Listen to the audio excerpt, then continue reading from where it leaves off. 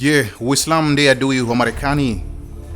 Kauli nzito yenye uzito wa siasa za dunia ikitikisa mitandao na kuamsha mjadala mpana. Taarifa zikisambaa zikidai kuwa waziri wa ulinzi wa Marekani Pete Hegseth ametamka wazi kuwa adui mkubwa wa taifa hilo ni Uislamu bila kujali madhahabu yake, awe Sunni, Shia au dhehebu lolote. Kitu cha msingi alichozungumza hapa, adui yao mkubwa Marekani ni Uislamu, haijalishi awe Shia, Sunni au dhehebu lolote la Uislamu. Lakini je, huu ndio ukweli wa sera za Marekani au ni tafsiri inayozidi mipaka ya uhalisia? Kwa miongo kadhaa, macho ya dunia yameshuhudia migogoro katika nchi zenye Waislamu wengi, kuanzia Iraq, Afghanistan hadi Libya. Vita, mapinduzi na kuondolewa kwa utawala vimeacha maswali mengi yasiyo na majibu ya moja kwa moja. Je, haya ni mapambano dhidi ya itikadi kali au kuna ajenda pana zaidi ya kisiasa na kiusalama? Wachambuzi wa siasa za kimataifa wanaeleza kuwa Marekani mara nyingi imekuwa ikilenga makundi yenye itikadi kali, si dini ya Uislamu yenyewe. Hata hivyo, kwa upande mwingine, hisia za Waislamu wengi duniani zimekuwa zikijaa shaka, wakiujiuliza kwa nini migogoro mingi inahusisha ardhi za Kiislamu.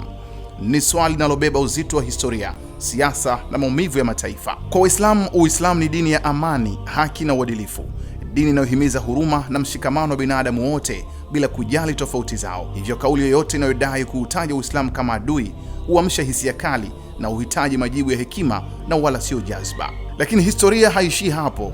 Katika ukurasa wa dunia, majina ya nchi za Kiislamu yamekuwa yakitajwa mara kwa mara pale panapotokea misukosuko ya kisiasa na kijeshi, kuanzia kuondolewa kwa tawala, kuibuka kwa vita wenyewe kwa wenyewe hadi kuingiliwa kwa mifumo ya uongozi.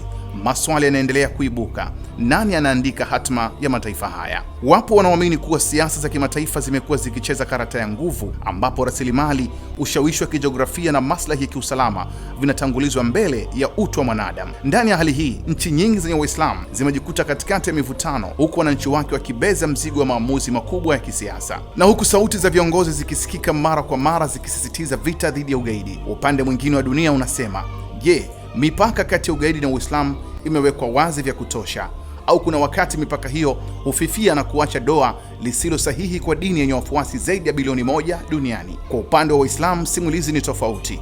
Ni simulizi ya umoja, ya kusimama imara katika imani na ya kupigania taswira sahihi ya dini yao. Ni wito wa kutenganisha kati ya vitendo vya wachache na misingi ya Uislamu wenyewe ambao unahubiri amani, subra na haki kwa wote. Katika ulimwengu uliojaa changamoto, ukweli unabaki kuwa daraja la amani, kujengwa kwa mazungumzo, si maneno ya mgawanyiko. Na sasa swali linabaki mikononi mwa dunia. Je, ni vita ya itikadi au ni tafsiri inayohitaji kurekebishwa? Abdullahi mwana wa Maalim Mashi, Kishki TV. Kishki TV, nuru ya dini yako.